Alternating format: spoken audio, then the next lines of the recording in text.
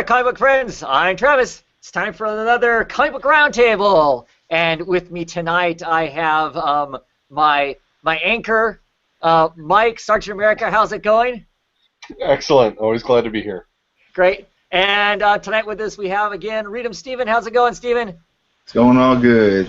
Awesome. Tonight's gonna be a little bit different.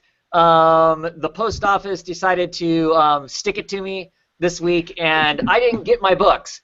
So I'll just kind of be here, and I'll ask questions, and we'll talk about the books that Mike and Steven got and whatever else comes along the way. I almost can always find something to talk about when it comes to comic books, so I'm sure I won't be completely silent. But, yeah, let's go ahead and get started. What do I talk about first? Nobody has any DC books this week. Well, technically, I guess I have Vertigo. Okay. So Wolf Moon. Okay. And Issue it's two? the continuing, issue 2, the continuing story of Werewolf, and that's the I even had to look to kind of see. The guy is the victim. I'm trying to figure out how to say this. It's a story about how the werewolf, travels spiritually, and they're trying to figure out, is it lycanthropy? Is it a curse? What is it? And it's starting to narrow it down. Is this one that you're picking up, Travis? Yeah. All right. They do focus in a little bit more on the reason why it seems to be hitting people, and they're trying to figure out now. They say it usually hits somebody and then goes and then never comes back, but that person's usually so destroyed that they kill themselves or they just fall apart, they go mental. Now they're trying to figure out, will it come back to these people, and can you kill somebody if they are just a victim? Can you shoot somebody? Can you kill the person and hopefully stop the wolf? So I think you're going to enjoy it. They're going to talk more about what they figured out, and they go to a specialist who starts giving them some background on what he knows.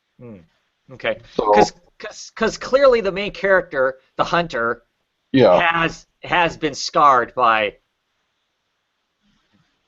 Now, do we know for sure that he has been the? Yes. Yeah. He has had the werewolf himself. He has had the werewolf. He mentions it. Okay. And yeah, he also has scars on his face. They haven't explained where he got that, unless it was from hunting. Mm-hmm. But he says, you remember eating people. You got the taste in your mouth during the day. Right. It's only like the couple moons, the couple nights of a full moon. So you transform, and then the spirit disappears, and you don't know why it came, and you don't know why it left. You just know that you just effed up your whole life with all this murder. Right. So, right, because they touched on that a little bit in the first issue about how after the wolf is gone, you're vomiting up other people's fingers and stuff like that, and most people can't clearly deal with that kind of trauma, and end up doing themselves in. Cool. I wasn't super excited by the first issue, but I'm curious as to the whole. How do you catch being a werewolf when it's not by claw or by bite, like we typically see in a werewolf story? What's the deal? I'm curious to see what that.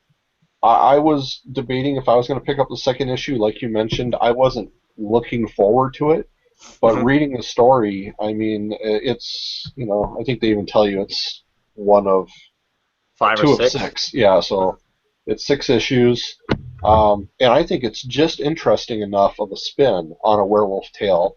If you like your classic werewolves, I mean, it's kind of nice. It gives you just a little bit something different, but they keep touching back on bases that so it's not coming out of, it's not space aliens, it's not a dream, it's not, he has a good basis for the reason why. And this one already starts, the pacing of it's gotten better. They already start touching onto why. So I was happy with that. Cool. And that was not a werewolf. That was one of my cats jumping through the screen. So. Ah, it's got him. Yeah. Okay. Any other indie books you want to talk about? Yeah. Go ahead, Mike. Well, no, I go ahead, Stephen. All right. I guess I'll talk Lady Killer, #1. This is by Joel Jones and Jamie S. Rich. Joel Jones is doing art, and the colors is by Laura Allred. And I was kind of hesitant on picking this up, but I really wanted to try out some Joel Jones, and I gotta say, this was really, really good. Like the way they teased it was like if Betty Draper meets Hannibal, and I was like, I used to be a big Mad Men fan, and January Jones being Betty Draper was one of my favorites, and just reading through this book, it was great. Like we start. The first couple pages is her basically on. She's basically, attacking this woman or whatever. But what really steals the show is Laura Allred's colors. Like, it is really, really well done. And the cliffhanger at the end is really cool. She gets basically to go on another mission, but it's really interesting. Like, I don't know, there's something about it that really gravitates towards me, and I'm excited to pick up the next issue. So the premise of it is she a secret agent? She's like a hit woman. Okay. Yeah. So she basically does these she's kind of like she gets paid to kill people or whatever, and like she really doesn't know the specific details of why. She just does it because the money's to provide for her family and stuff like that. And, throughout the issue we get her and her doing a job, and then she's a mother, then she's taking care of her children, and then towards the end it sets up for her next job, which is really interesting. Her name is Josie, and what's really cool at the end is some reference to a famous cartoon. So if you guys, is any of you picking up Lady Killers? Yes. Okay, yeah. Really, so yeah, look for that at the end. Awesome. I was like, so it's pretty cool. Yeah, so, I'm excited to see that. I mean, I like the artist's work. So she's kind of an. I follow her on Twitter, and she's kind of an odd cat on there. So and whereas I wasn't a big Helheim fan, story-wise and whatnot, I did like her art. So excited to pick that up. It sounded just kind of odd and kooky enough, crazy that it would be so fun. So. And this is a timepiece, is that correct? I don't think it's a timepiece. I'm not it's 1960s. Is it set in a? I think so. Yeah. All right. They didn't really mention it, but the year when door-to-door marketing or door-to-door sales were pretty popular. Like she's selling some perfume and she goes door to door, whatever. So whatever time period that was. Right. They really didn't mention it. But it definitely has the look. I mean, with the way she looks on the cover and stuff. Then that's why I was just trying to figure out if she was out of time herself, that she just liked that dress, or if it was set in a different time than what we currently are. Yeah, it's set in a specific time. All right. I guess. Yeah. Looks like fun. Yeah, it's totally fun. Mike, what you got? The Hellboy BPRD 1952. Yeah. Oh yeah. It is nice to be able to jump into the series to start. It definitely makes Hellboy seem like he is not flushed out, because I mean they're introducing him, and he's probably also just developing who he is as a person. Yeah. So that was an interesting take on it compared to some of the other stuff I know about him, but I continue to enjoy the artwork. I know it's not the style that you like, Travis, the photorealism. Photorealism. but they start introducing a couple more teasers, but then they start answering some stuff on like who the demon is and the interaction of the team with each other has gotten very interesting. Yeah. Yeah. Oh yeah. Yeah. That cliffhanger was yeah pretty crazy. And when I read the first half, like maybe 5 or 6 pages into it, I was like, please tell me it's just going to be, I wanted a lot more Hellboy in this issue because in issue 1 we really didn't get that much. But when I was reading the first 5 or 6 pages, I was like, oh my gosh, this is probably just going to be all the agents talking together, and Hellboy's just going to be sent to do whatever. But towards the end, you get the big battle between the demon and Hellboy, and it's pretty freaking awesome. So nice. This is really good. Yeah, and I'll agree with you. It was a little scary at the beginning because you were thinking, oh, yeah, I was like, oh gosh, it's just another agents issue again. I was like, oh crap. Don't they know this is 4 issues, not like 6 or something? Well, right, and what's the title? I mean, I know, right? Yeah. Hellboy and the Hellboy. I know. Right. It's like, yeah. I'm looking forward to reading it. I'm curious to see how much of it they do play with him being new, because most of the Hellboy that I've read, with a few exceptions, is in his later years. I mean, he's a seasoned monster hunter. He's pretty relaxed about everything. Big monster rolls in, he says, "Aw, crap," and starts shooting it with a gun, and whatever happens, happens. He's really, that's one of the things I like about Hellboy, is he's so casual as all this crazy stuff is happening around him. So I am curious to see if they write this with him being a little more, not seasoned. So, to expect what's going to go on and roll with the punches kind of a thing. So they are definitely fleshing out the BPRD agents, so you're really getting a feel for the agents, and it is the beginning of Hellboy, but evidently he knows some things because he does carry his gun, and when it comes time, he seems to step into his role perfectly. It's not what he's trained to do, it's what he does. And I think that's already kind of spelling out to me the difference in the Hellboy I thought I knew compared to, like what I saw on the TV and this, that I figured there was going to be, all this history in that. But it really makes it seem like this is what I do, and then maybe he learns a lesson at the end.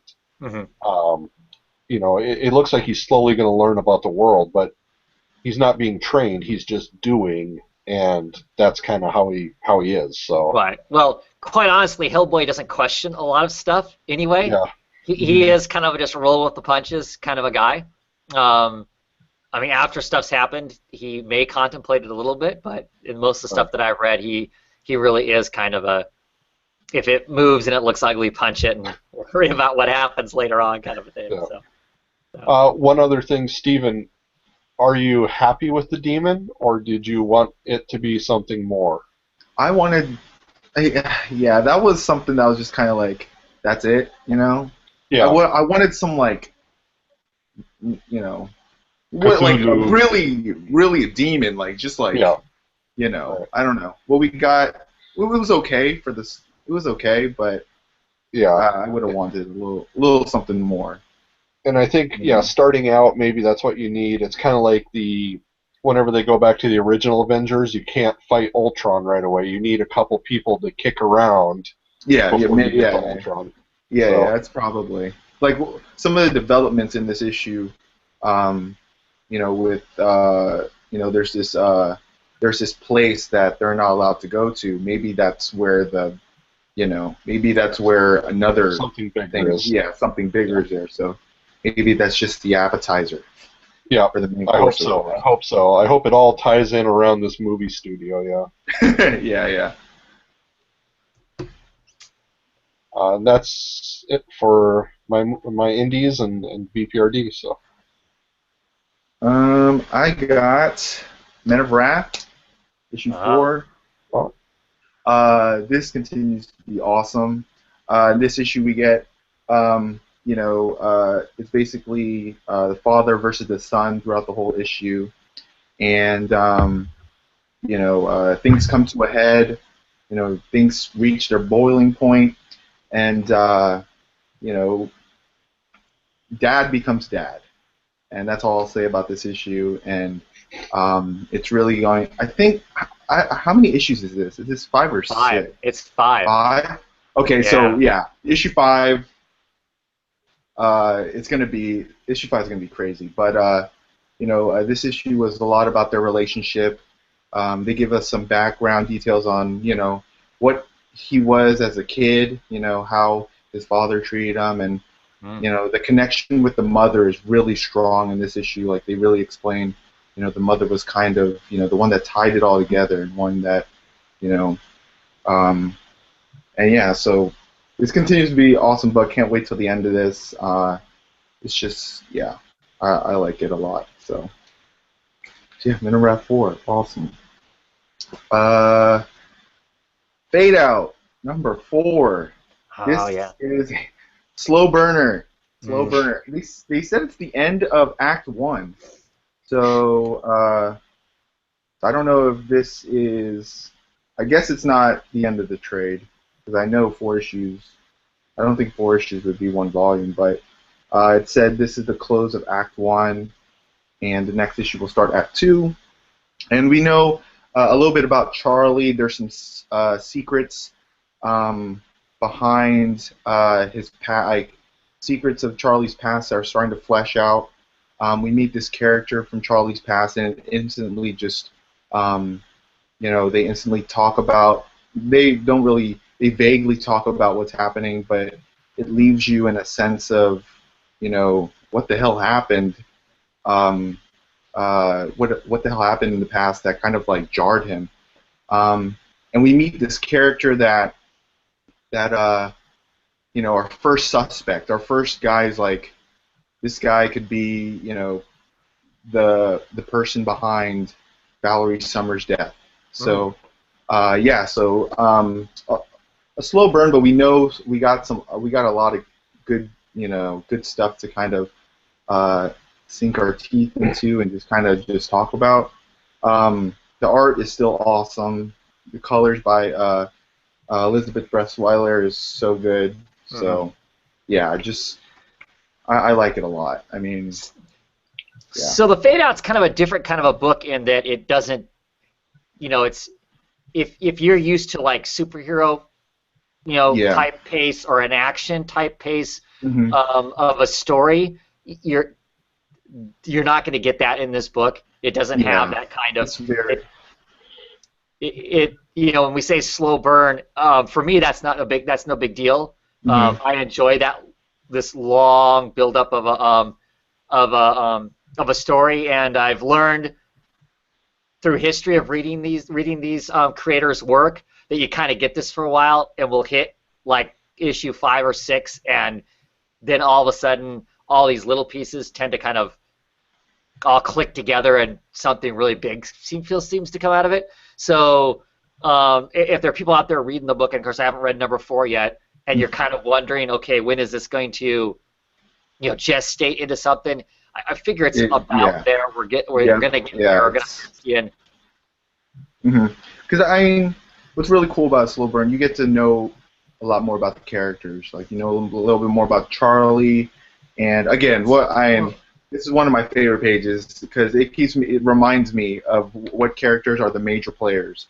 Right. You get to know a little bit more about Earl and Dottie and the person taking over Valerie Summers, Maya, and some of that and with stuff. it being a slow burn, is it gives you time to invest in the people that are in it. I mean, if 2 issues, 3 issues in, crazy stuff's happening, people are getting arrested, or more people are dying besides the person at the beginning. There's why be invested? Well, if we didn't get the story of how this new starlet that's taking the place of the murdered one, her kind of rise to stardom herself, or her attempt, that whole strange thing that happened last issue with the producer that walks the secret hallways and all that weird stuff that happened there, and seeing that she has an ex-husband who's Hispanic, which of course we're in the middle of Hollywood in the late 40s, interracial marriage, I'm sure is not a positively looked upon thing in that era of the U.S. If you don't have all that information, who cares about her, right? I mean, getting all that kind of stuff, getting these extra stuff, learning more about Charlie and whatnot, allows us to be invested in these people. So when the stuff really starts happening, we care. Yeah. So yeah, like that's my speech on the defense of a slow burn story. Is it gives us because these aren't characters. It's not like Batman or Robin or Superman, Captain America.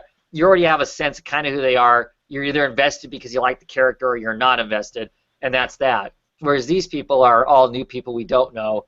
There needs to be the time for us to be invested in that before stuff starts happening, I think.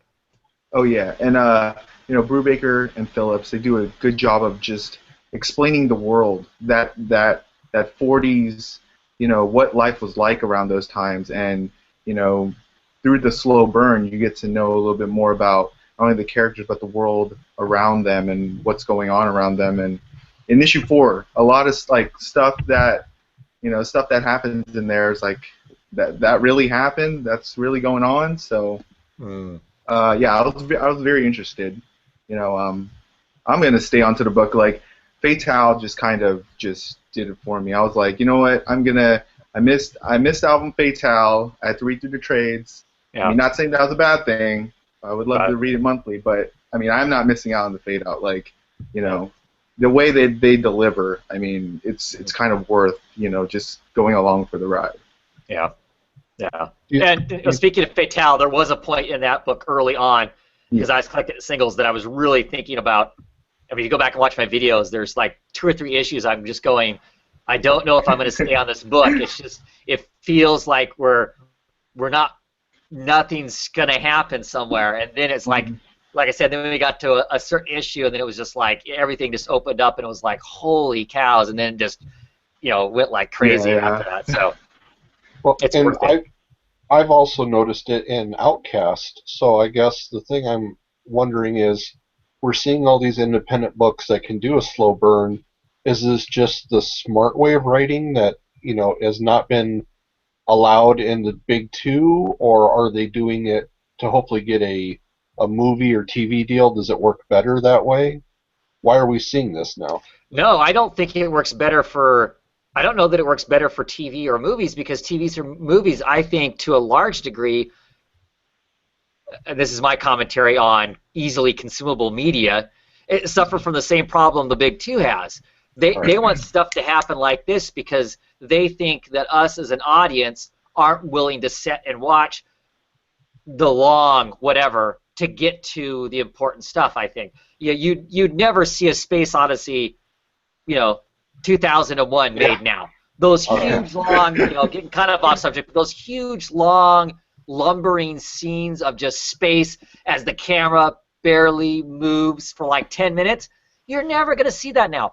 Now, whether you like that or not, I guess, depends on whether that's a good thing. I think it's unfortunate that we can't have any movies. I don't want every movie like that, but I think that's one of the things, the beauties of independent comics is, as long as we, the audience, have the patience to trust the creators to deliver something good to us at the end of it, it makes that long shot really worth it, I think.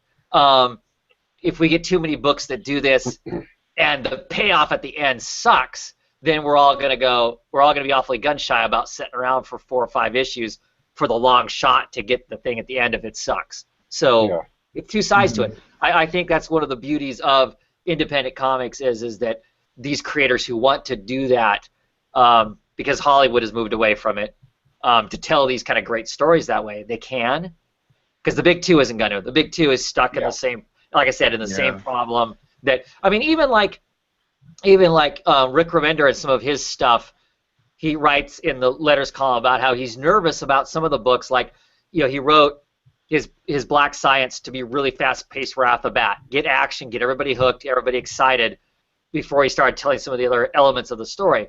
Whereas, like in Low, he's doing kind of the opposite. There's all this long, feelings and stuff like that get pumped out there before the excitement happens, and he's nervous that the audience may not know how to consume that, or, and shy away from it. So, I don't know. I think you're going to see more of it, though. I think we'll see more of that type of style because they have the room to do it. And it clearly I think in the big two, at least in my opinion, that there's a formula and a pace that needs to be met. I think DEC for sure coming into the New 52 had a definite formula. We want X number of pages of action versus X number of pages that are in the comic, and every comic sticks to that formula largely. So. All right. Mm-hmm. But like I said, if people do it, it's cool. It's cool. If people do it and it's bad, then we're all going to get awfully nervous about. I wonder if the only people who can do that right now are the people that are established. The big names like a Brubaker or Kirkman or that they especially if they're funding it themselves, they know that they can get it later back. So. Yeah, I mean, I guess it's also if they have a track record of being able to do it. Whereas I think Brubaker and Phillips do clearly have a track record of that's their style of telling a story. They're successful at it. That's why, I think while we're sticking around and whatnot, some of those other creators I don't know. Certainly an unnamed book. I think we all want to see something exciting happen. Just like we were talking about the Hellboy and BPRD. Where you're reading the first couple pages, there's a bunch of dudes sitting around just yakking, and you're thinking, oh, no, I'm not getting, so we're all subject to that to some degree. We all want something to happen. So, does that mean that those writers aren't as good at giving us that information as what Brubaker and Phillips are? That may be the case, that we're not, it's not the same, or depending on the book you have, what do you want out of the book? The type of book that the Fade Out is, it strikes me as being this kind of period piece that's how the story's told. Would I want Copperhead to be told the same way? Probably not, because Copperhead is seems to be based on the kind of spaghetti western style, and I don't want the equivalent of 3 hours worth of long desert riding shots without somebody shooting somebody or something, Yeah. So I think it depends on the on the book too. Well, and I remembered how you mentioned in Grayson how they did it well with the desert issue, right? Yeah. Yeah, so, for one issue that was awesome. Clearly they won't do that every issue. Yeah. There's no way, Right. And you don't want the long exposition Deadpool comic book either? No, Deadpool's going to be dead, so it's not going to matter. They're killing him. So. They're killing him? Yeah, they just announced today. Are we done talking independent books? We can roll right into Marvel. Sure, why not? We'll talk more Deadpool when we get to Marvel. Okay. Any other independent books you want to talk about? I'll briefly talk about Birthright. Sweet, that's another book I'm excited for. This was a lot of the family, a lot of the dad and the sons. They're basically on the run from the police and stuff, and you really get some moments with them. And plus, they're on the way to find Ward, which is, I guess, the one he's been tracking all along. And all this basically sets up to the big battle next issue between him and Ward, and it was good. I liked it.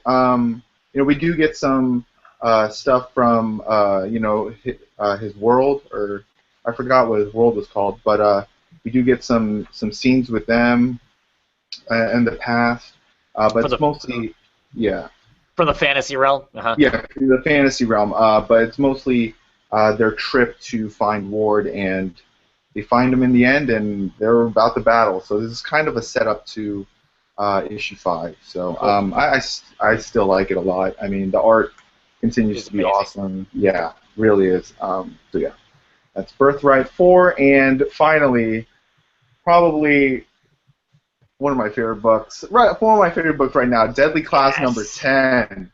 Yes. Holy moly, this book was awesome. The first half of this issue was basically, after after what happened in issue 9 with Saya and I forgot the guy, Marcus. Saya and Marcus.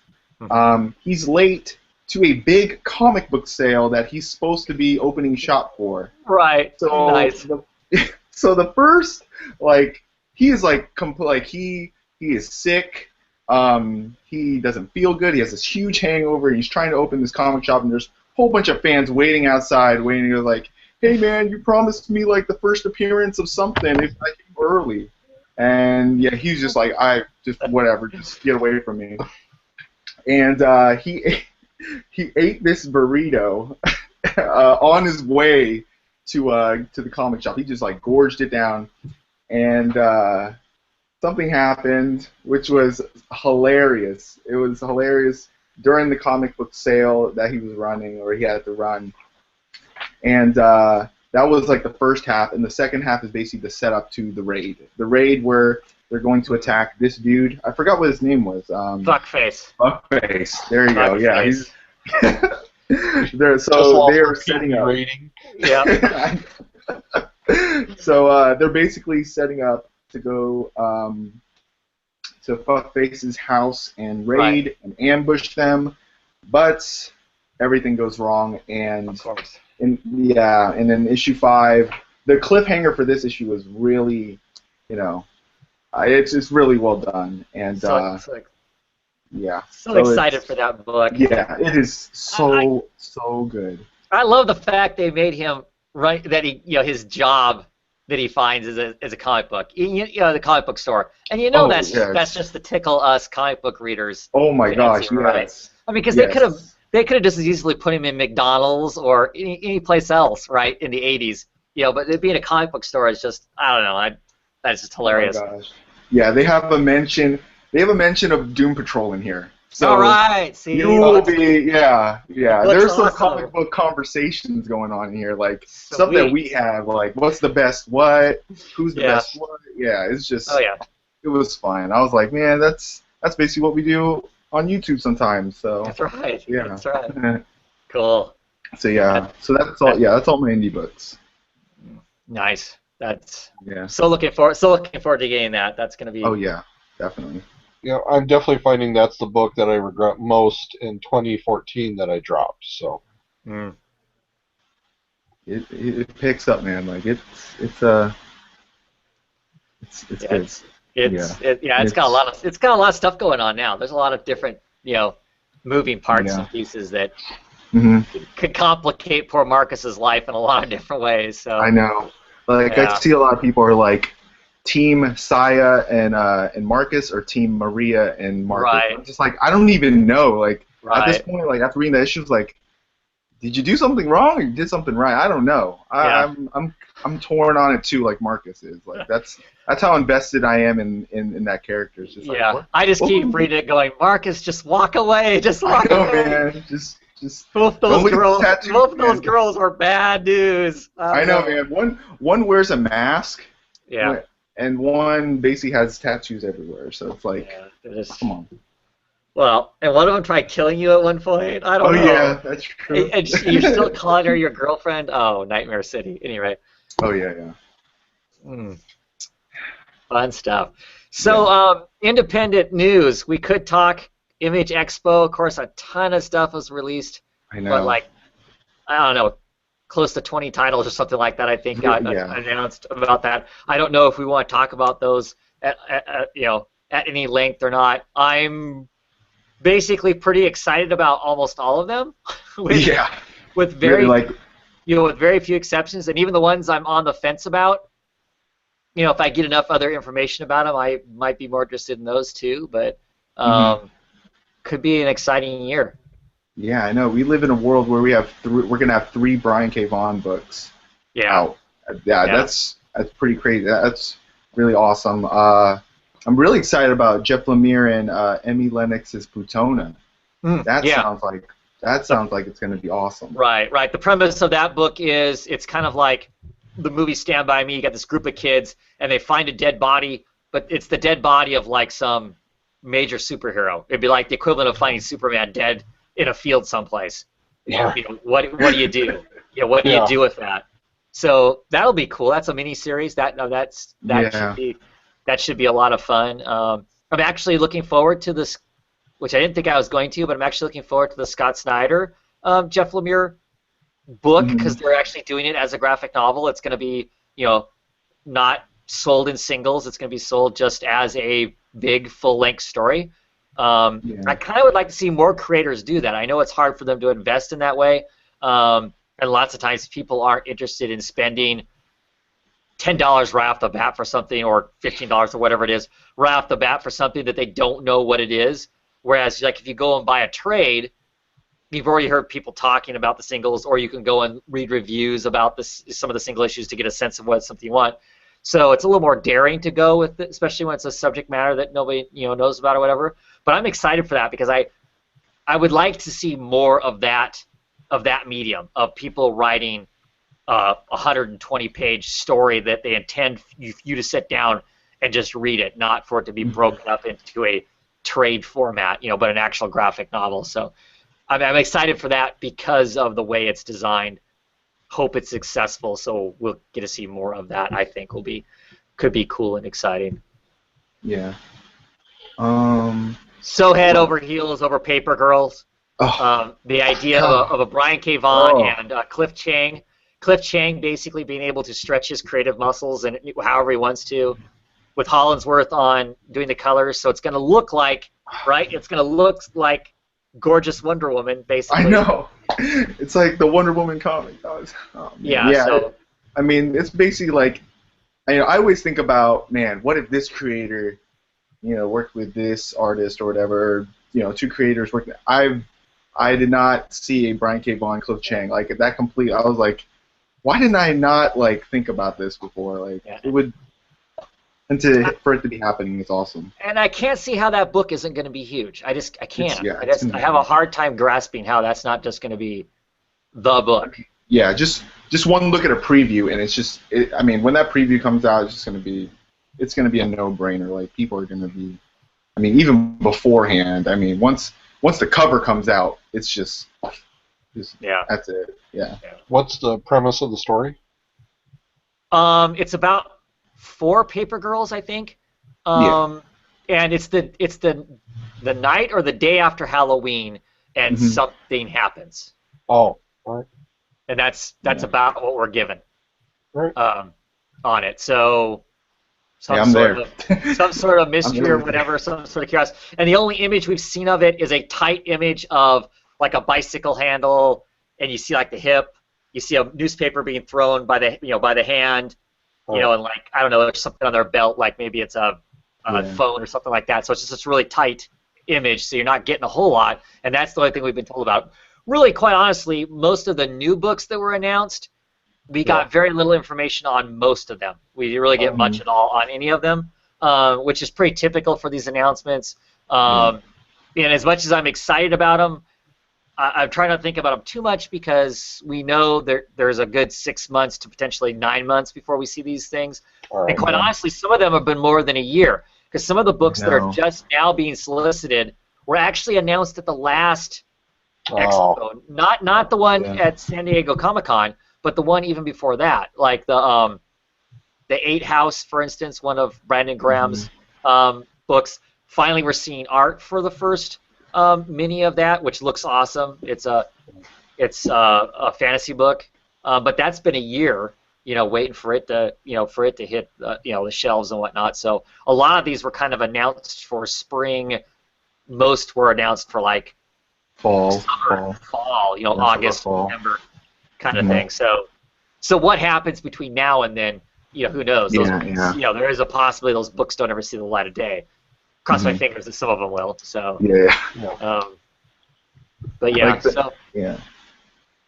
and an interesting mix. It seemed like there was a big, last year it seemed like it was kind of sci-fi heavy. This year it feels, I mean, there's some mystery and I don't know what ifs kind of in it, but there seems to be this kind of a much broader stroke of different types of stories being told. Another Viking book by Brian Wood that seems to be coming out. He's also got a book called Savor. Is that what it is called? I think Starve. Starve. That's right. It's called Starve. It's about a celebrity chef, a la Gordon Ramsay, living in a world where everybody is in. Most people are in absolute poverty. So I'm really curious to see what that's going to be like. Yeah. That may be hard for some people to consume because the artist, I believe he's a Norwegian artist. I can't remember I can never pronounce his name. Yeah. But I know what you're talking about. he does super heavy inks. I mean, like lots of features get completely blotted out. The inks are so heavy and whatnot, and so some people aren't really big fans of that style of artwork. But I'm interested. I'll pick it up because it just sounds strange enough to, enough different to. I'll need to look at it, I guess. So. Mm-hmm. Yeah, like the creator that I hope that just like that just does so well is James Robinson. Like the stuff like he talked about Airboy. It's basically he's still working on it. Oh, as I say, it never came out. Just like I don't know what's been happening with James Robinson, like Fantastic Four not doing so hot. Just like I don't know, I want to read a James Robinson comic. Is Saviors still going on, or did it already end, or? I think it already. I never picked it up. Oh, okay, all right. So I don't know, but I think it's done. Okay. I know because he announced a new one, so. Right, which I can't remember the name of it, but it's the premise is basically mankind decides to go to war with God. Oh, Heaven. It's called Heaven. It's called Heaven, right? So. Yeah. That. I hope he does well. that could be good. James Robinson has written some great stuff, but he's also written some serious turkeys here lately too. So. Yeah, true. Let's see. Oh, the comics magazine, Island. Yeah. That sounds pretty interesting. Basically, it's another Brandon Graham thing. Well, kind of described basically as being heavy metal, except for not geared for 13-year-old boys. So. I'm fine with that. I'm not 13 years old. I'm good. Right. Yeah. So I think that's exciting because of all the different people that So he's going to have this running mix of artists and creators on that. I think will be exciting just to see. That's going to be awesome. What did you say there's going to be like articles and stuff like that in there, or is it just kind of like just stories and stuff? I didn't see that. To me, my impression was that it was pretty much going to be stories. So it's going to be basically kind of an anthology book. Okay. Yeah. That's cool. Yeah. Yeah, there's just a lot of stuff. Yep. There's I'm still. Yeah, it's gonna be cool. So hopefully, like I say, hopefully we see at least 75% of that, and it'll be all kinds of exciting. Want to move on to talking about Marvel? Sure. Yeah. Let's go. What do we got for Marvel books? Mike, what'd you read? Hawkeye versus Deadpool. Oh, nice. Which, it is interesting. I don't know why they, I guess they put the verses on, like always, to make us buy it, There is the little bit of fighting between the two, but like with any buddy comic that you get, the premise was that there was a hacker who got information on all the spies for S.H.I.E.L.D., which I think this is like the 10th time I've read a comic with that premise to start with. And the guy, the hacker goes to Hawkeye and knocks on the door. It's Halloween, and Hawkeye pretty much tells him, go dial the Avengers and get out. Here's some candy, and then the person drops the drive off, the thumb drive, in Deadpool's bin of candy. And they're trying to keep it out of the bad guy's hand. And the bad guy is Black Cat, the Spider-Man villain, the girl. Uh-huh. And they're trying to make her this the badass. And, I kind of remembered, I think it was Superior Spider-Man is when they originally started doing this, where Doc Ock kind of screwed her over, and then she wanted to get back at him. And they're really continuing to push on this, that, she's tough, she's bad. It is hilarious because, they use Kate, the other Hawkeye. Mm-hmm. So it's, Hawkeye and Hawk Guy and Hawk Girl. Right. He keeps wondering about what he should call them. Deadpool, is just regular Deadpool. And, it was a nice interaction between the three of them. It was a good buddy pitcher kind of thing.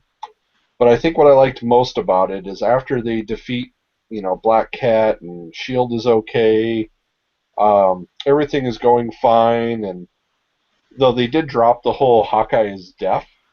Oh. That was like, I mentioned it was like the first issue or two, and it was interesting. It's like, oh, it's just like the Hawkeye comic book, and that's good, and it's just a little bit of funniness for the Deadpool, and everything was integrated perfectly in here, and it started to lose that towards the, maybe 4, and now that they're at the end, everything is okay, and Deadpool's going to go be silly, and Hawkeye is going to go back to his apartment complex, and Kate just kind of wanders off.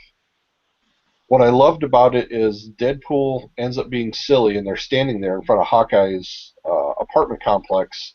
And there's this pool of blood still from the hacker, who Hawkeye shut the door on his face. He goes out and gets killed.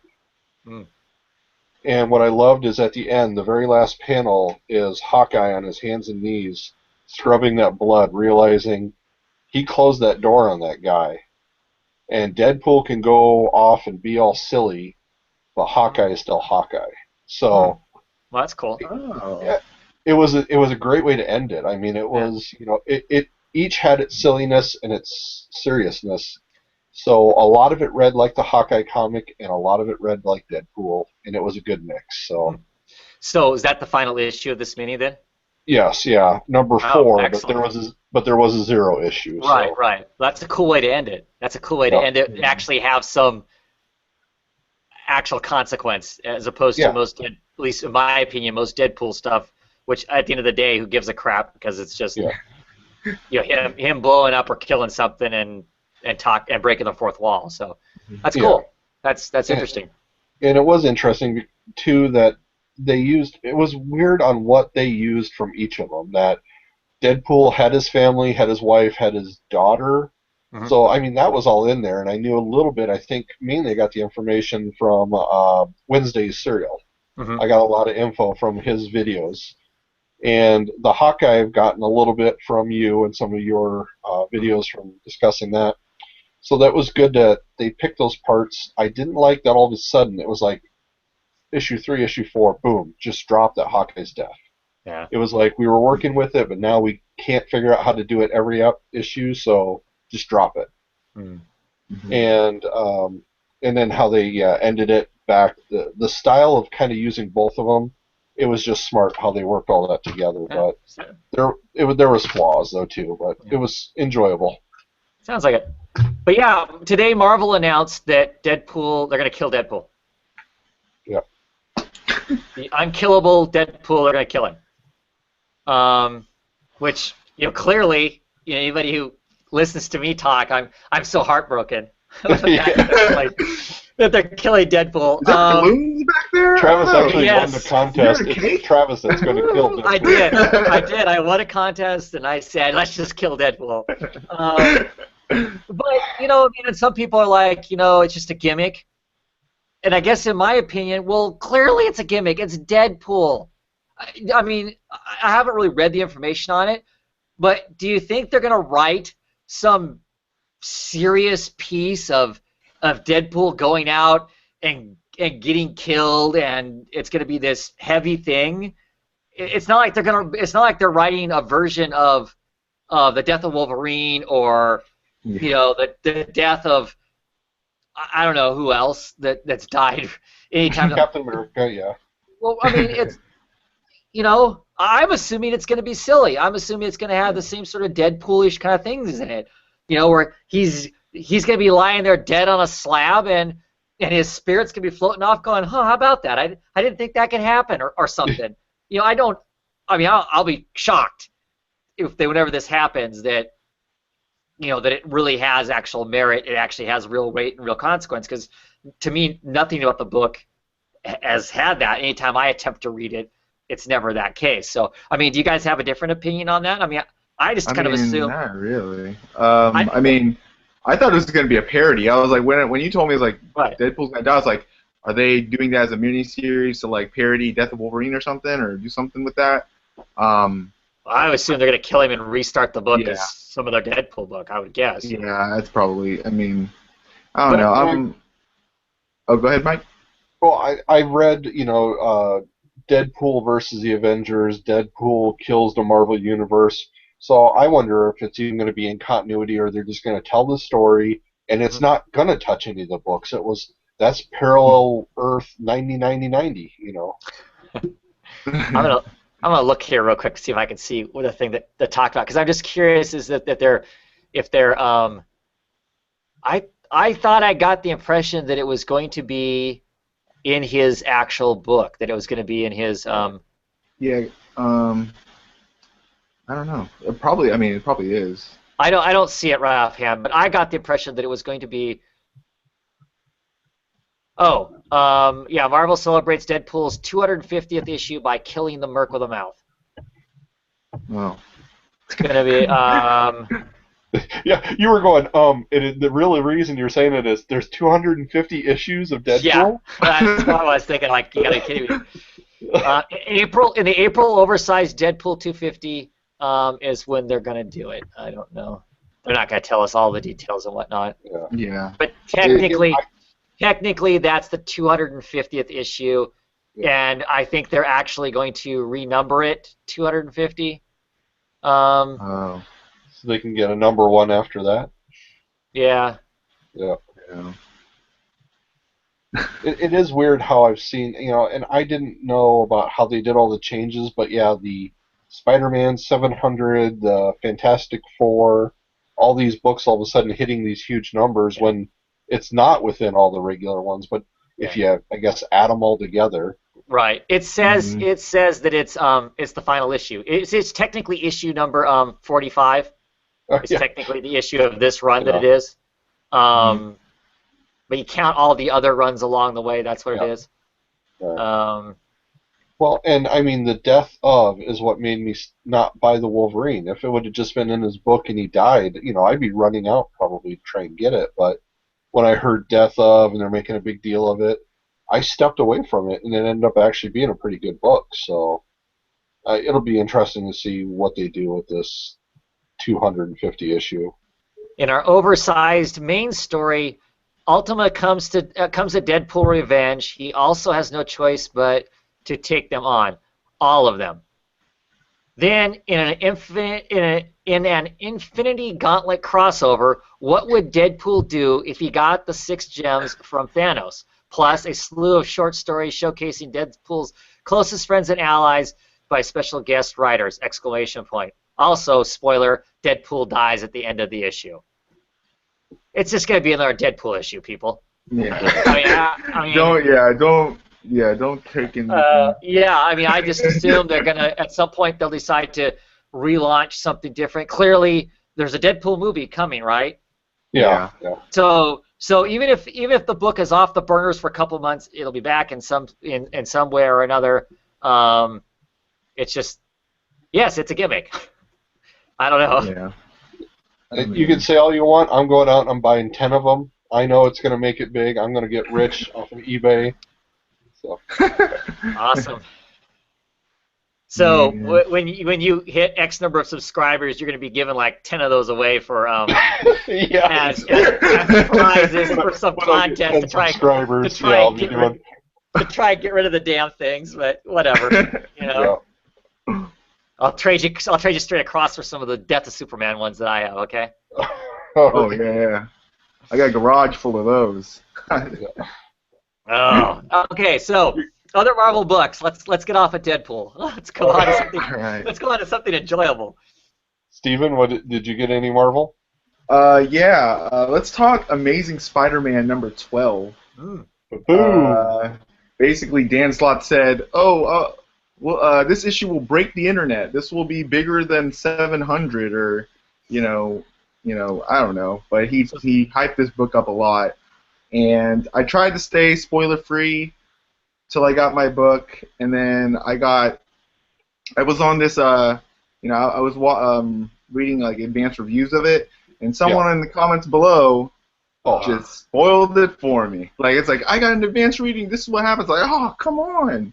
Like, I just wanted to just see other people's, So I got caught. Okay. So fair warning to everybody, because I want to know. Yes. Oh, all right.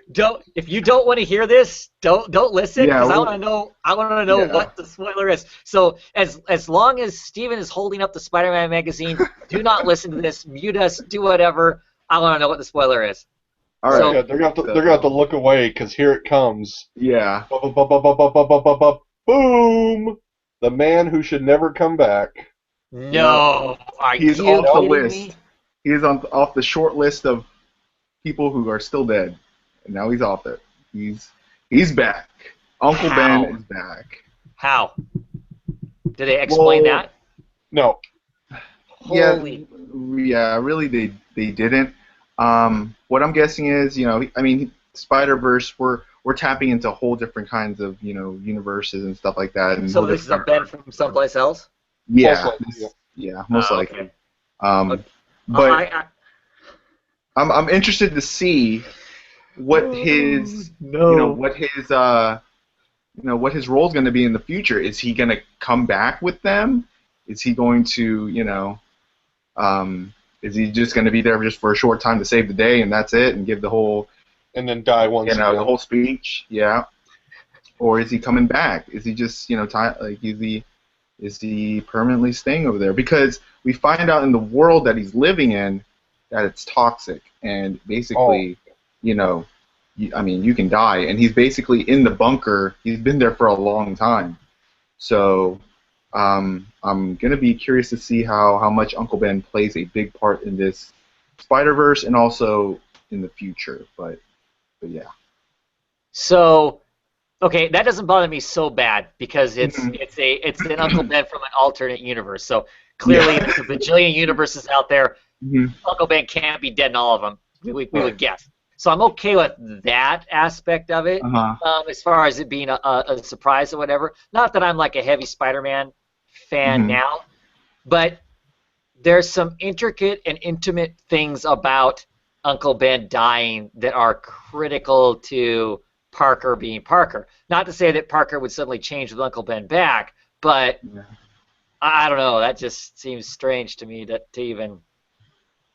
I know, yeah. Wow. Well, and I thought that was the least exciting thing out of the issue. I mean, with the fighting, with them, starting to, get more and more into the storyline. I mean, I think it's going well. I think the pacing is good. So. Yeah.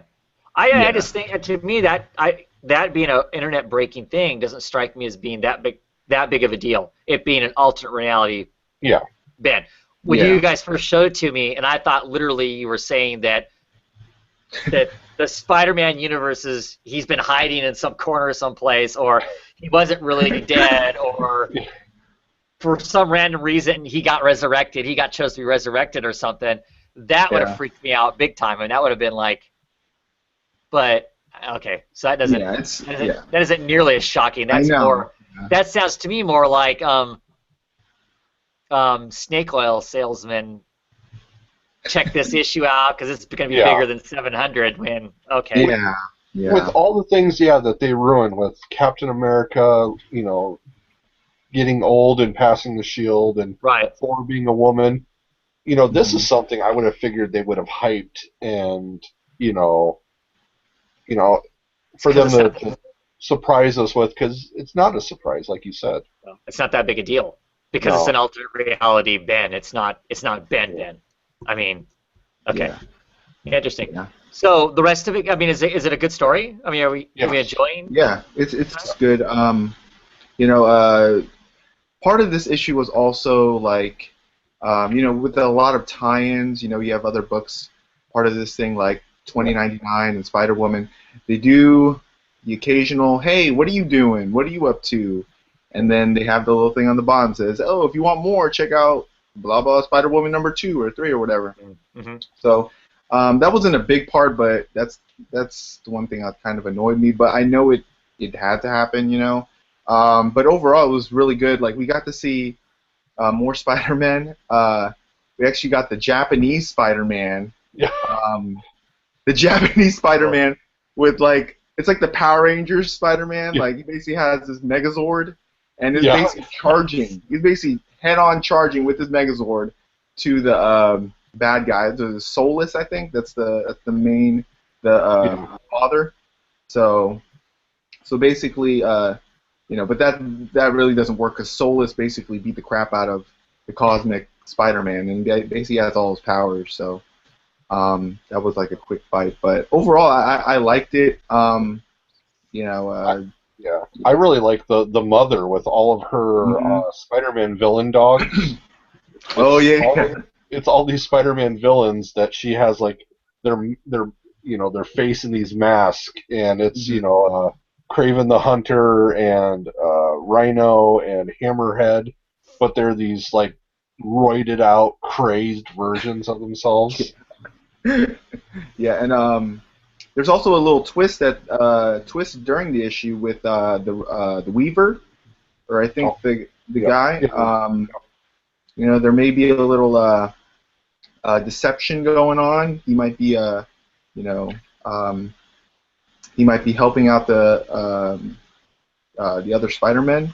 I think it's like he gave those he helped Spider-Woman get some certain information that could basically change the whole thing. So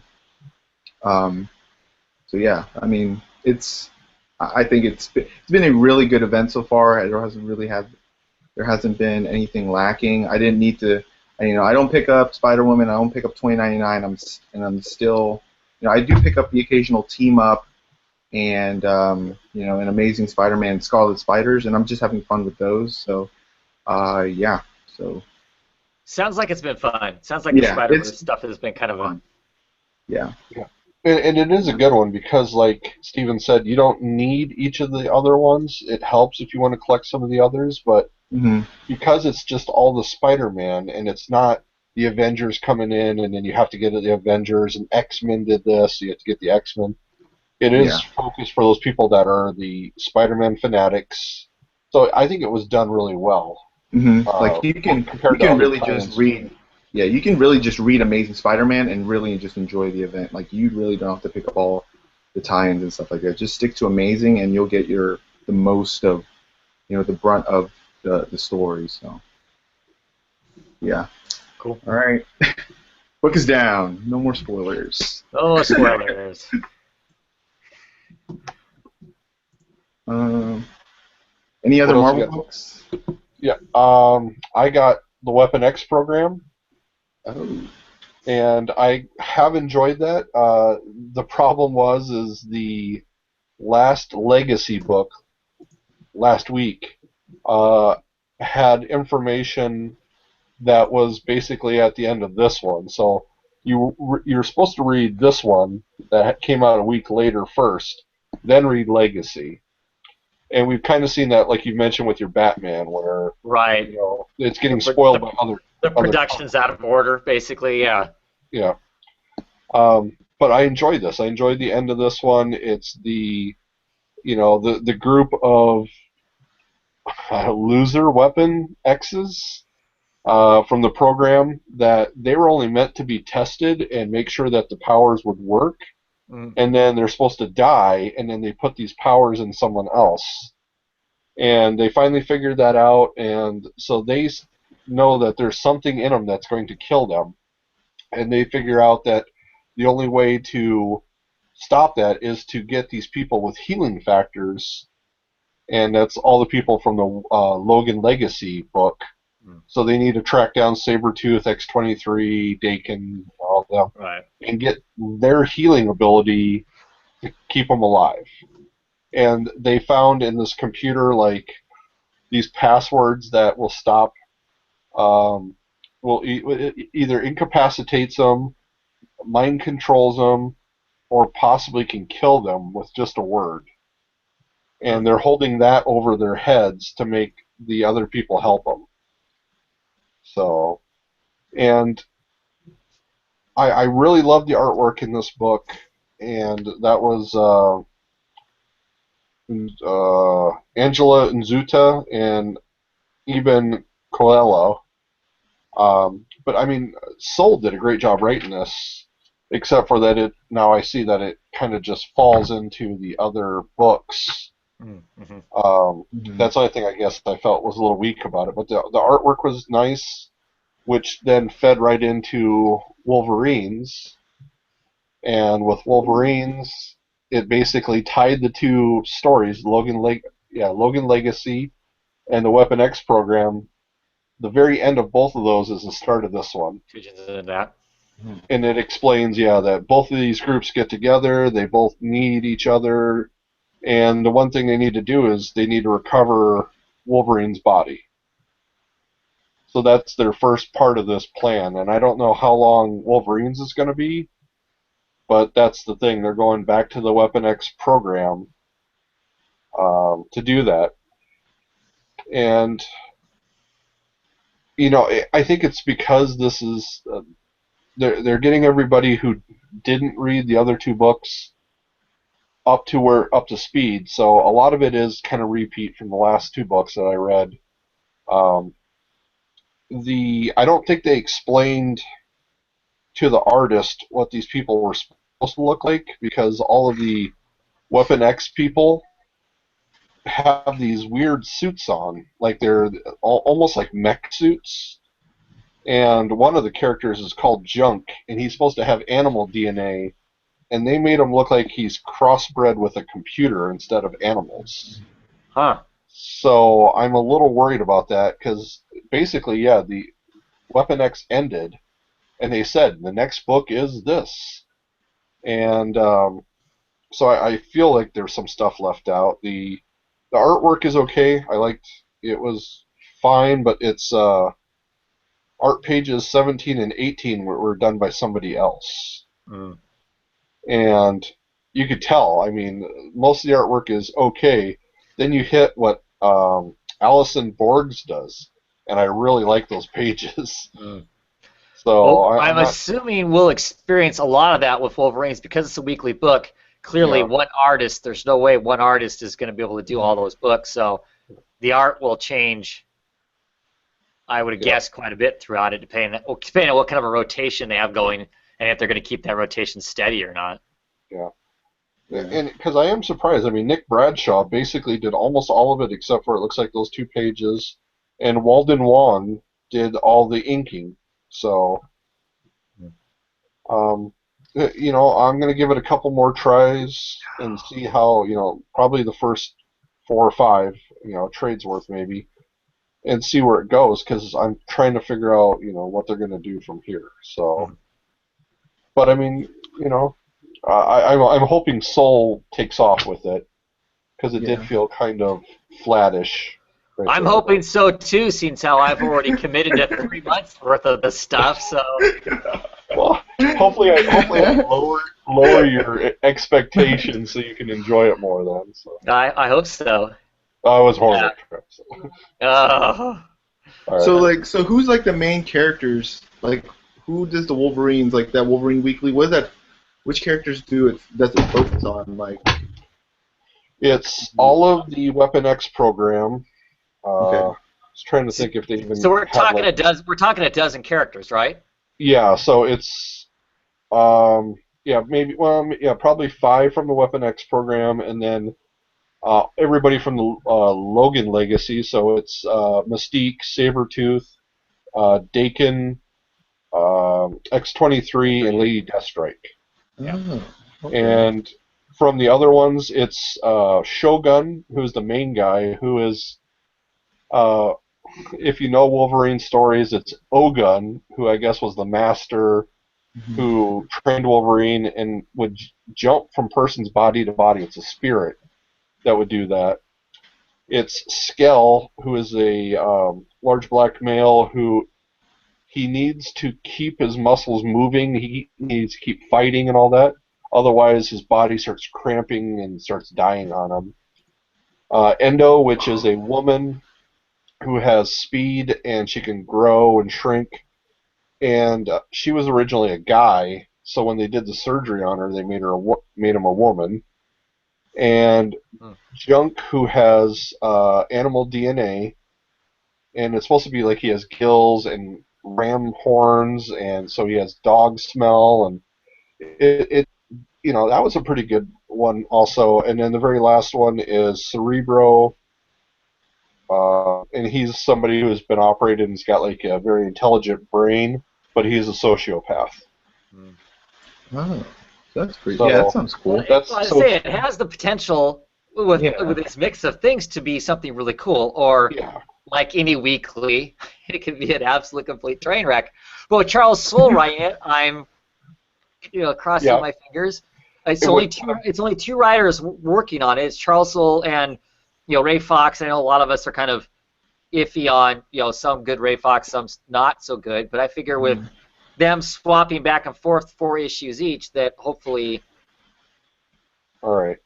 And yeah, because I had heard that where some people are only going to jump on it when there's another artist. There's supposed to be, I think after Soule's done, like a couple issues later, there's going to be this third writer when I think Fox jumps on it then.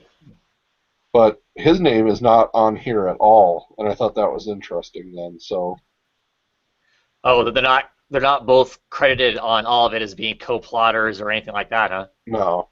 Huh. And I'm also wondering if they're going to start dividing them up into smaller teams, like if that's how they're going to do it weekly, so you can explore these people a little bit more, or if they're going to have this mass Avenger-style group, crashing into every door, and everybody trying to get their powers used. It's gonna be 30 issues of them trying to get a giant Wolverine-sized paperweight. Basically, is what it's gonna be, right?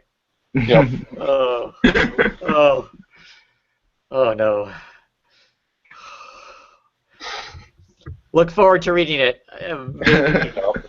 Maybe masochistically, but I do look forward to reading it. Just a video of you crying while reading it, and then opening up a Deadpool so you have something different to read. Yeah, there you go. There you go. So, any other Marvel books? I got Ant-Man. All right. Ant-Man #1. This was surprisingly really good. I really, really liked it. And I read it like 2 times just to see like what I was feeling at the end of this issue.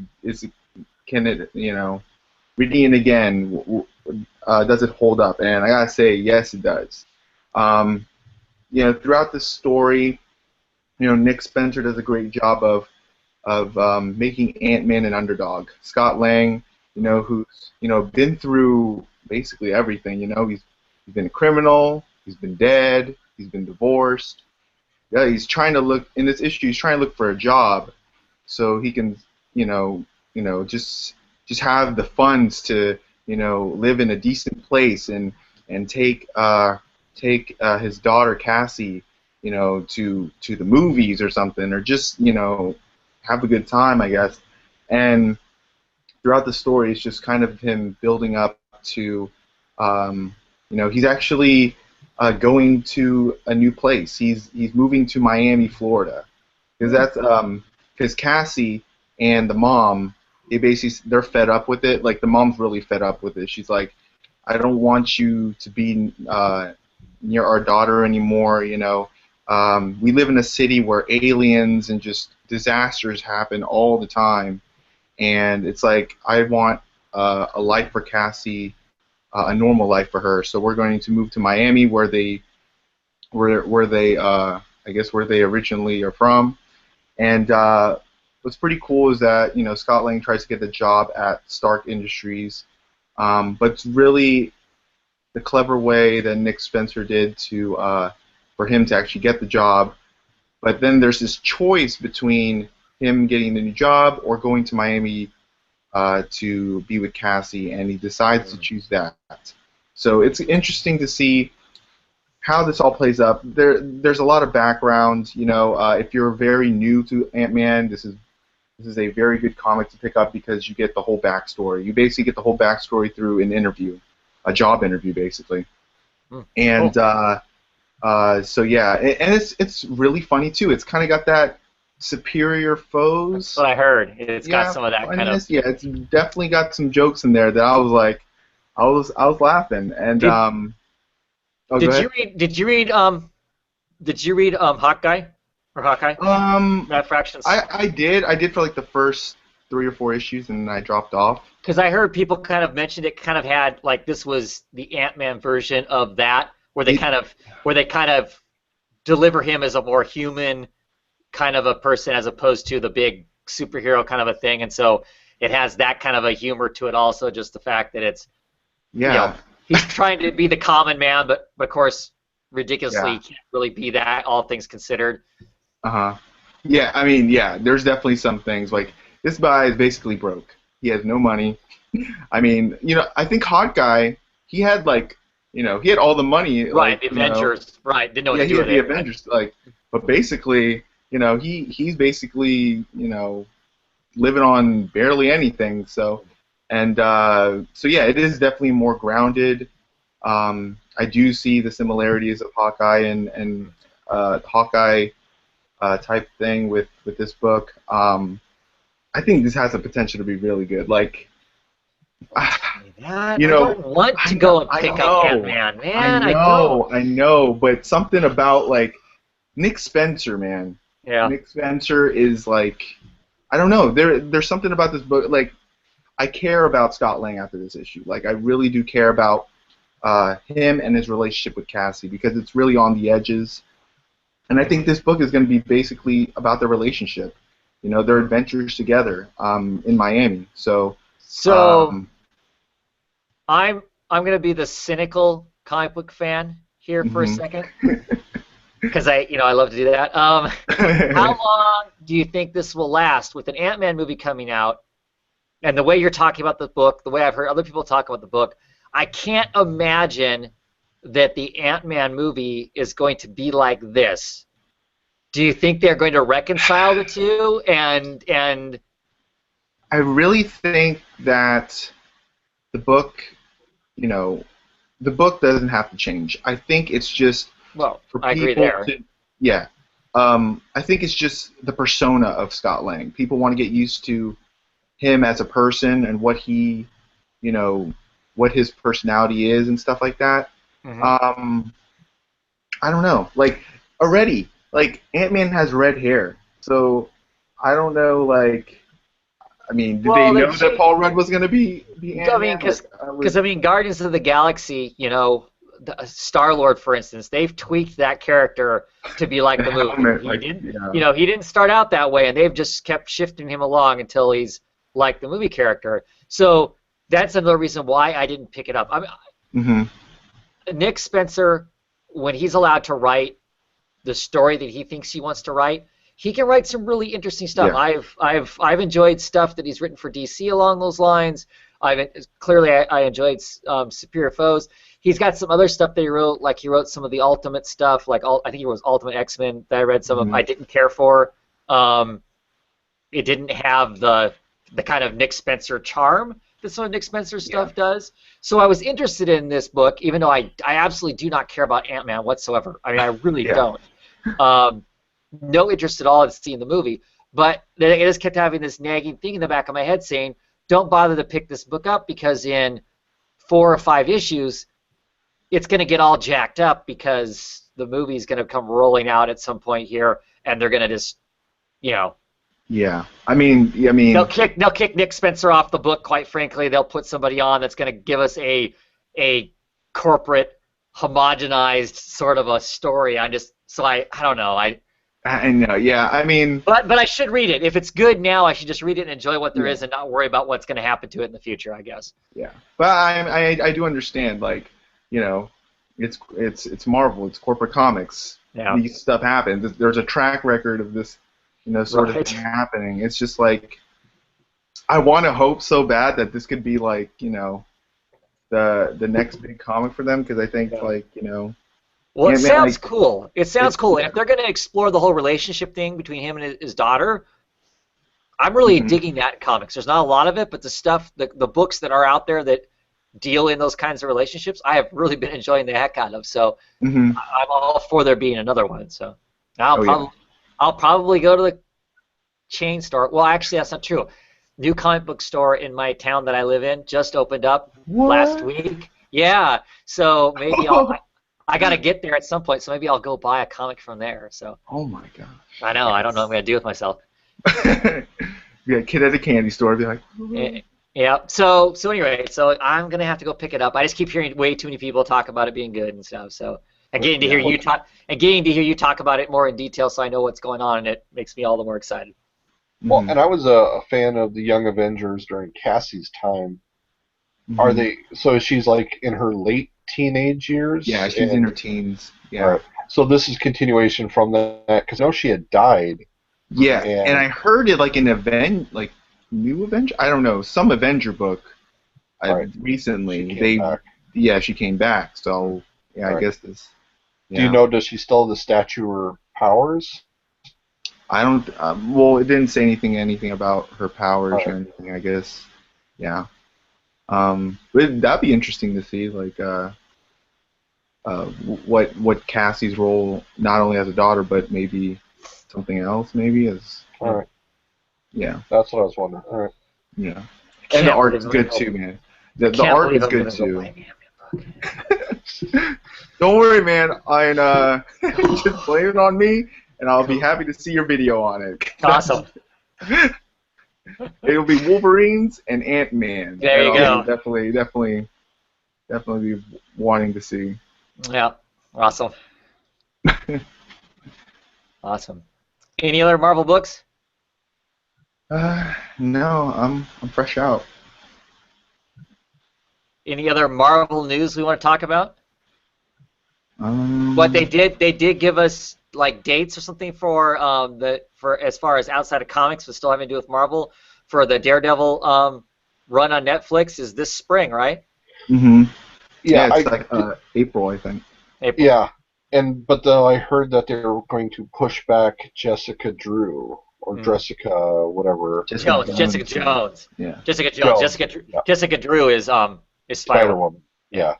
So, but I just read that one that they're pushing hers back a little bit. So I think maybe they're getting a little scared or tentative. But I thought everything is ironed out that they have to do all of them. So yeah. Well, I don't know how quickly they were planning on cranking them all out, but I think you'd want to give some space between shows. So once you got a taste of one show, they might get a sense of what the audience wants or doesn't want, and they can tweak the next shows before they actually show up and whatnot. So. I think we all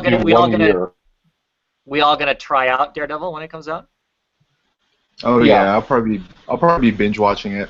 That's kind of what I do. Because all the episodes are gonna come out, yeah. So it's like it being Netflix, so I figure we'll all jump on that and watch that and see what it's gonna be like. I'm curious. Yeah, and you know me, I'm late to the party. I don't even have Netflix yet, so I'm getting it just because of that.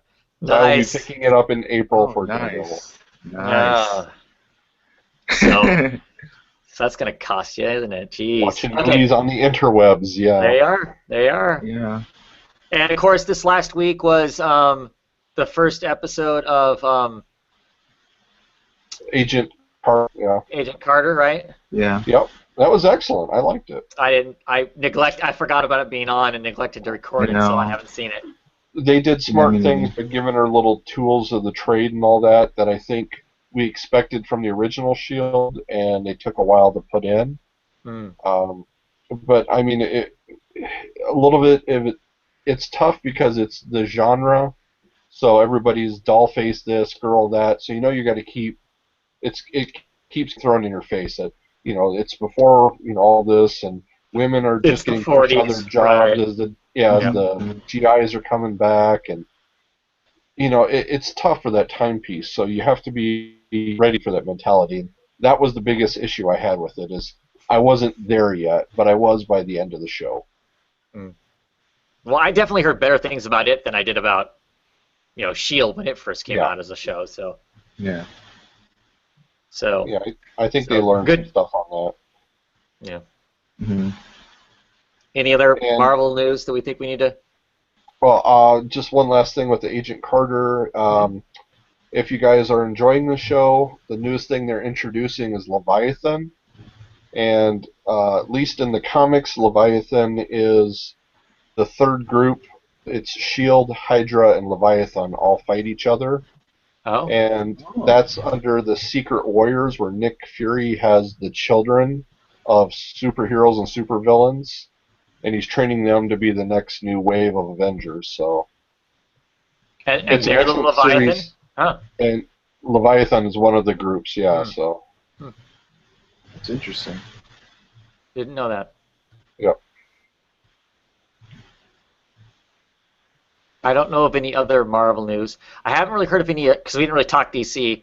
Has there been any, like, real big DC I mean, news type thing? well, I was, I was watching the, again, Brian Buccellado's interview on Comic Vine, and he kind of teased that June, the month after event Convergence, it's going to be massive. It's going to be huge. He kind of like teased it. He's because he was, he's coming out with that book, Sons of the Devil, and one of the things that he was, thinking about is when to push the book because, he mentioned that September is the big month for Marvel, and he teased that June is going to be massive for DC.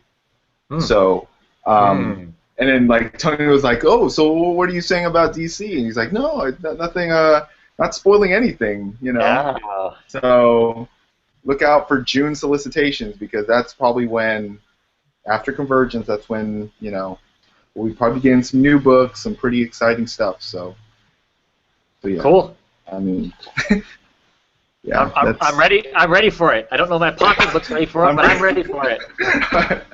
Golly. I'm almost happy. I'm almost happy with some of the books I'm begrudging right now. That are getting canceled. I'm almost happy about it because it's like, oh, thank God, that decision's made for me. I don't have to make it. I don't have to make it so I can go on to something else because there's just getting to be a lot of stuff out there I want to try out and whatnot. Oh yeah, definitely. So. I think that Aquaman cartoon just came out. Oh, Aquaman? Of Atlantis. So. Oh, the movie? The animated movie? Yeah. Oh, I haven't seen that yet. It came out this week? Well, I just seen preview blurbs on people's Twitter and Facebook accounts, so okay. I presume it's probably going to launch here shortly in the next week or so. Yeah, I don't know. As soon as I see Aquaman, I fall asleep, so I don't have a clue. I'm trying to remember if that event was actually pretty good. Like that whole Throne of Atlantis thing. That I think it was like Aquaman and Justice League that they crossed it over with. Right. With his brother threatening to. Oh yeah. Seamaster, whatever his name is, threatening to come up with Atlantis because he was actually in charge of Atlantis at the time, right? And take out the surface world. Okay, yeah, basically. A la Submariner, but I don't know. Did that lead to something else? Like, I feel like all DC titles, like whenever I read Trinity War, which led to Forever Evil, yeah. So I'm just like, when I think there's one DC event, I think that's like the prequel to something else or whatever. Right. I don't remember. Yeah. Yeah, I don't remember. Yeah. I was thinking there was the Aquaman story first, and then it spun into the Justice League. Justice League stuff, yeah. I think, but I don't remember for sure. Mm-hmm. Been long enough ago now, and it was left that big of an impression on me clearly that that I remember it. But God, I can't think of anything else as far as DC stuff goes, or Marvel, or whatever. Could be exciting times though. June, I'll have to remember that. Start itching for those solicitations already. Yeah. You think Jeff Johns should just give over the reins to Justice League to handle it to someone else? Yes. I feel like as more TV announcements come in, and the more he's kind of, because I just heard he just confirmed that the new Titans TV show is, being, the pilot has been ordered and stuff, and I feel like he has some hands on that because, So that's his part. That's his realm of his CEO or whatever the heck he is. That's what he's in charge of. Is all of that. I don't know. Like I feel like Jeff Johns' run on Justice League, might be coming to an end. Like I don't know. I feel like we need some fresh blood in the Justice League book. Oh, is Travis? Travis froze. All right. All right, now we're gonna do everything we wanted to do. All right. All right. So, Yeah. Comic Book Roundtable has been taken over. Yeah. Wait. I'm back. Travis, All right. okay. I was like. I suddenly disappeared there. But no, I want to. It's DC. They're out to get me. But no, I want to see Jeff Johns. I want to see Jeff Johns gone. I mean, nothing against him personally, but would love to see somebody else do it. I don't know who that would be. Yeah. What the heck is Brian Arozio doing now that he's not doing Wonder Woman? I have no idea. Maybe he's taking a nice vacation, or maybe he's thinking about his next project. I don't know. I would love to see him do something, like a Vertigo book, maybe. Help Vertigo out. That's like after all the Image Expo stuff. That's what I thought about after it. I was like, Vertigo, what? You have to do something, because they kind of, Jim Lee and Dan Didio, they said in an interview back in like October, they were like, right. We got big plans for Vertigo. We're trying to get the top talent for for the new Vertigo line that's going to be happening in 2015. They were really hyping it up, and after the Image Expo, it's like you guys really need to, and it also comes with the factors again that with what is the contract within Vertigo. Right. Because I heard, I don't know, you follow Sean Murphy on Twitter? Uh-huh. He tweeted out that he's like, "Yay! I finally got my first royalty checks from Punk Rock Jesus." Mm-hmm. And then like, but, people are like, but he got a massive advance though. You realize that? Yeah. He got. See, that's one of those things that makes me think that everybody has their own. I mean, there's probably some kind of standard contract kind of thing, and then you negotiate around that standard contract. He negotiated to get lots of money up front, clearly, because Punk Rock Jesus has been around for quite a while, and I think it sells pretty well. I mean, clearly, or they wouldn't have put out deluxe versions of the book and stuff if it wasn't selling well. For him to now finally start getting royalties, so he must have got paid a healthy chunk of change up front. Yeah. And I don't know that's how everybody is. I do know that it's a lot harder to hang on to some of the other property rights with Vertigo in the past, even though Vertigo used to have one of the better contracts as far as what your rights were. How long does your book sit out there before you get the rights back to it to take it wherever you want to, or make TV or whatever you want to out of it? I know that that Vertigo, Time Warner, and all those people have those rights for a period of time, and I don't know how negotiable that stuff is. Because I know in the past, like listening to Jason Aaron talk about, because every once in a while people flirt the idea of there being a scalped like TV show or whatever. He's always like, that'd be great. I'm not going to get paid anything for it, but it'd be awesome to have it out there. Kind of a thing. Because he signed over all those rights. So I don't know how much you have the ability to control that and stuff. And I'm sure that's another element. That's another element to the whole thing. I'm not saying that there's lots of comic book writers out there who are writing solely hoping that they get a movie deal. But clearly, if you write it and then somebody wants to pay you a whole bunch more money to buy it from you to make it into a movie, why would you not profit off that, right? Yeah. So. Yeah. Yeah. It'll be interesting to see. Vertigo to some degree is a different kind of a monster than Image is. So we'll see. I'm curious to see what they have going forward. It really does feel like the wind got taken out of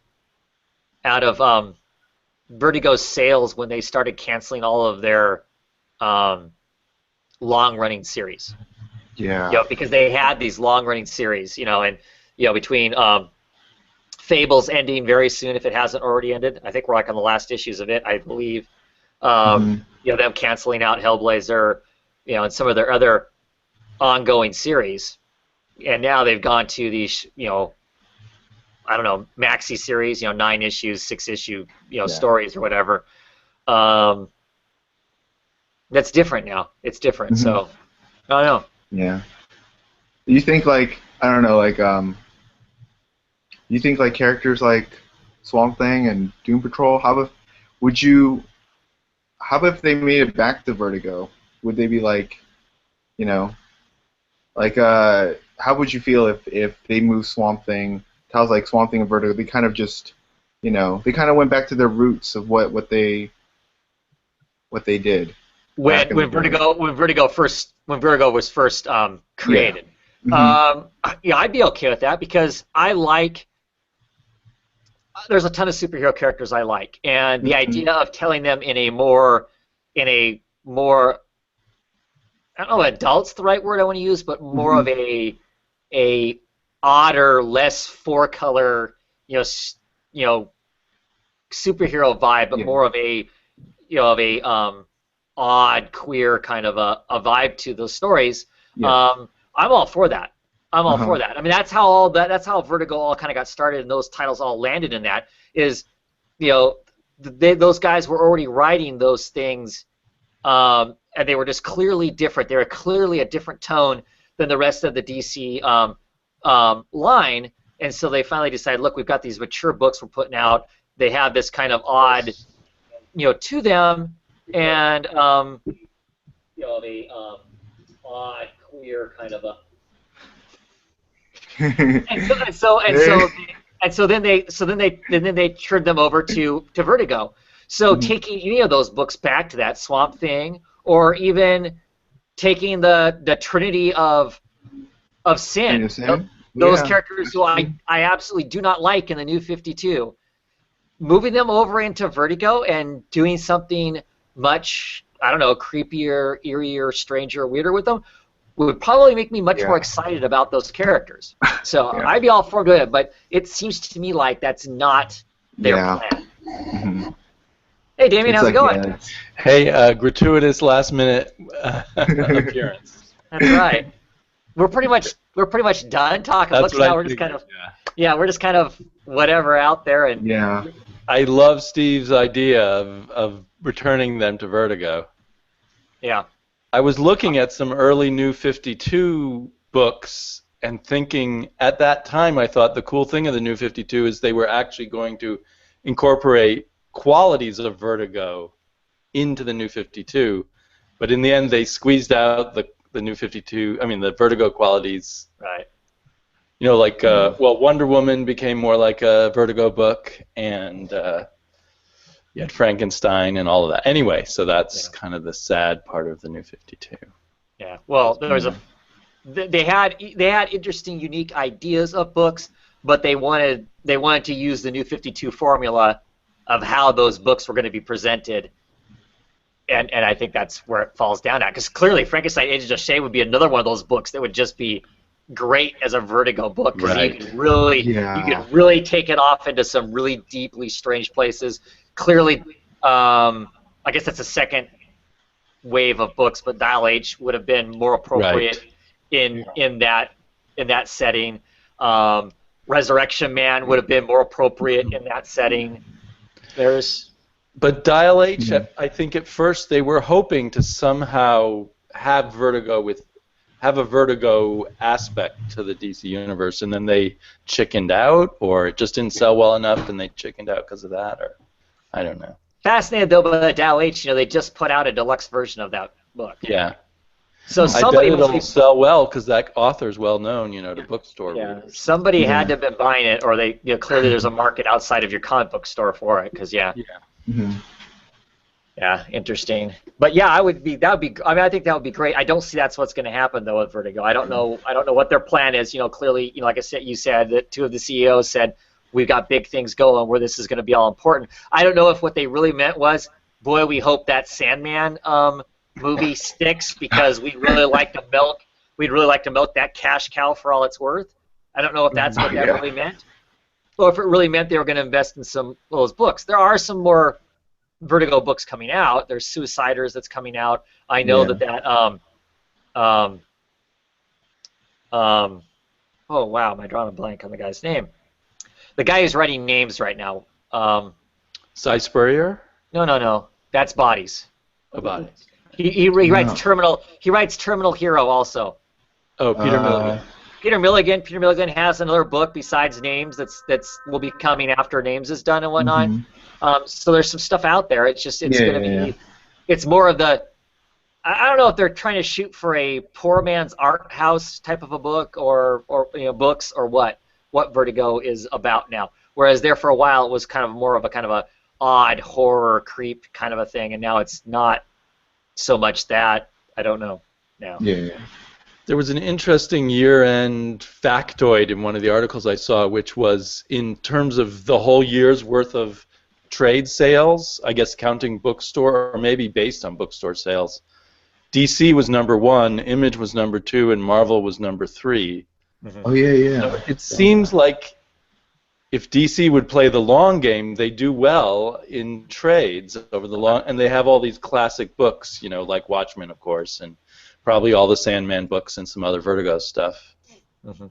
So that works for them better than trying to have the big hits at the store, maybe. I don't know. Yeah. But they don't see it that way, obviously. Yeah, long-term investment versus the money you can put in your pocket from a number 1 now, right? Right. Yeah. Yeah. I don't know. That's what Vertigo was always about, right? The more long-term investment. That was always my understanding of what it was about. It was the long, rich story versus the flash in the pan kind of a thing. But all those long books are gone now. There isn't any. With Fables leaving and being done, then it's over. So, and I have not seen anything solicited as an ongoing for Vertigo. Oh, yeah. At all. Any of the stuff that I've heard of it, none of it's. Well, I guess Hinterkind. Hinterkind's ongoing. I keep forgetting about it. Right. Hinterkind's still going.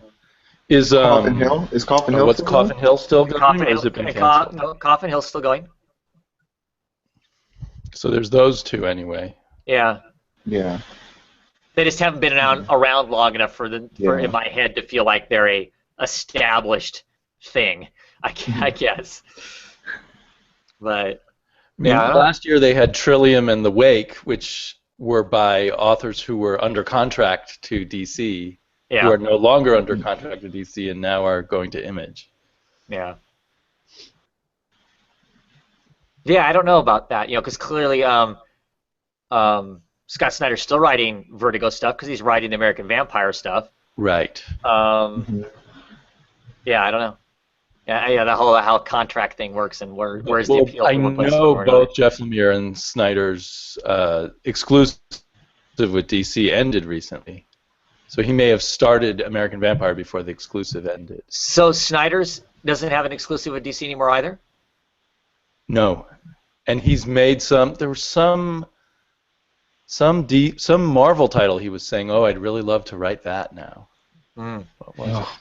So the only person that I'm aware of, I don't know if Finch still has an exclusive, if his exclusive is like 5-6 years or whatever. The only other person I know that's got an exclusive with DC right now then is Capullo. That's DC doesn't do exclusives anymore. Right. Whereas Marvel quit doing them for a while and now has started doing exclusives again. And the focus seems to be on writers. Like, the writers are the stars right now, so let's pin down any star writer we can. Yeah. Yeah. Seems to be that way. I mean, because they've signed, in this last year, they've signed, I don't know, quite a few. Soul and Willow Wilson and some other. Gary Duggan. Mm-hmm. Right. And I wonder if the signing of Duggan is why they ended Arkham Asylum so abruptly. Although, who knows? Well, I don't know. That book has always seemed finite to me. Just the True, but 6 issues is shorter than I expected. I guess. It's just going to be that one story, I guess. Was Arkham Manor off the pages of... is it spawning off Batman Eternal, or was it spawning off something? It sort of spawned off Batman Eternal, but that was a weak connection, I would say. Yeah, I don't know which came first. Hey, we're gonna drop Arkham into a giant sinkhole and it's gonna be gone, or if they went, hey, wouldn't it be cool to, turn the the Wayne Manor into the new Arkham Asylum or whatever, and so then they put it in Eternal. I don't, who knows which direction that went, but who knows? Yeah. But yeah, it'll be it's interesting. But yeah, the exclusives, that's kind of curious, why they're, because I thought the day of the exclusive was gone. I mean, they kind of made it sound like that was there for a while. They weren't signing anybody up, and it was just like, a couple years ago. They really weren't, other than the rare person, they weren't signing anybody to exclusives. Yeah. Now it seems to be back again. Well, I wonder in the contract, I think they often have contracts where they're allowed to work for someone like Image, but not for DC. Right. Allowed to do their own creative stuff, but their own creator-owned stuff, but not allowed to. Yeah. Right. I don't know. And how much? Go ahead. I was just wondering how, like Rick Remender's doing 3 Image comics. Is that all under an exclusive contract with Marvel, or is he not exclusive with Marvel anymore? Because Marvel might get nervous, if you're doing too many outside projects. What are you giving to us? Yeah. Yeah. Well, what are they going to do about it? What are they going to do about it? I mean, if your contract says you can do creator-owned stuff. I'm wondering if the rise of Image is making contracts, making them want to get tie down the better writers a little more. Yeah. But it doesn't look like that theory. No, because my understanding was with Soul and his exclusive was he was going to write less corporate comics and give him the ability to do the other things he wanted to do and write more independent comics, but have the stability, of a exclusive. Because with that exclusive, I'm assuming you get things like, it used to be anyway with the DC contract, part of having exclusive is, you had benefits, you had health care, you had all those kinds of things, and the stability kind of things that make your family life a lot easier, so. Yeah,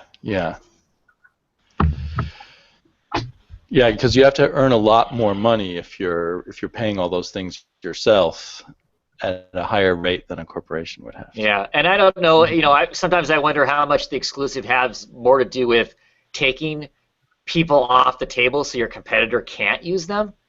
It's like, if we offer Soul an exclusive, then he can't write anything more for DC. If we offer G. Willow Wilson an exclusive, then she won't go over and write some charming book for for DC too, because she's looking for more work. So let's make sure it's our work and not somebody else's. Yeah, I don't know. Yeah. It's almost like a chess match. Who can grab Soul and move him up to their top books? To keep him from being in the top books at the other persons. What if he had started writing detective or something? Yeah, I'm curious if now that he's under contract, if he ends up becoming, one of the Marvel's architect kind of people. Because some of the people who were architects have now moved on. I don't think Matt Fraction is doing anything anymore for Marvel, nor intends to. He's just going to do independent work, do the indie work, do his own creator-owned stuff.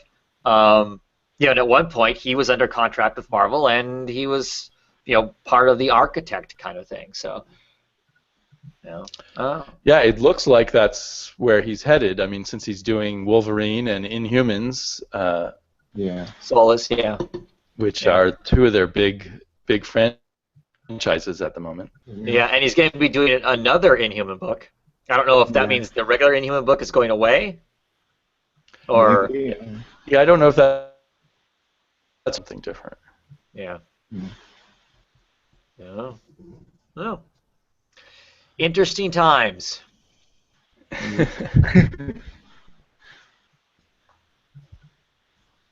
It'll be curious to see. Like I said, I always would love to know what all those contracts look like and whatnot for people to make the decisions that they do, and how much of really it is none of our business. Yep, I to know. Well, right. I mean, I guess I don't want to know what. I guess for me, I don't want to know individually what so and so's making or whatever. I mean, I would love to know.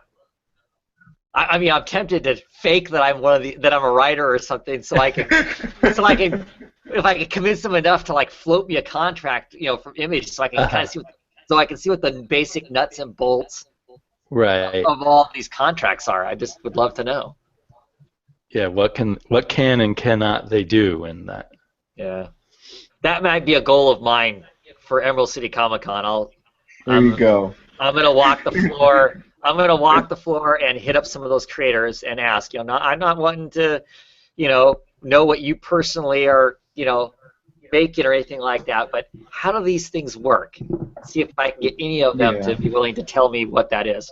Give us the spark notes. Give us the clip notes of what's going on. Right. If I promise not to name names, if I don't know, Scott Snyder says, or whatever. So, tell them you work for a big producer in Hollywood, and you might be a good connection for them if they share information. Yeah, get your best suit, your best briefcase, and yeah. No, yeah, I'm with Bleeding Cool. Oh, yeah. I'm sure saying that gets you nowhere. No, because that was a couple years ago. That was one of the first cons where fans were showing up and asking questions and then turning around and giving it to Bleeding Cool, and suddenly creators were getting put in compromising positions because when they thought they were just talking to Joe Comic Collector, and suddenly it's public knowledge. Yeah, it's suddenly public knowledge in a way that they didn't expect it to, which really sucks because that puts a really chilling effect on creators willing to just kind of share little bits and pieces with you. That's too bad. Them Bleeding Cool people, boy, they really jump on if you mention them at all on Twitter. Holy cow! I know they're there. Rich Johnson is there to scold you or correct what you've said to make sure you're not misinforming the world as to what kind of a rag they are. But whatever. And I say that because I'm assuming he doesn't have... Why does he want to defend himself so much?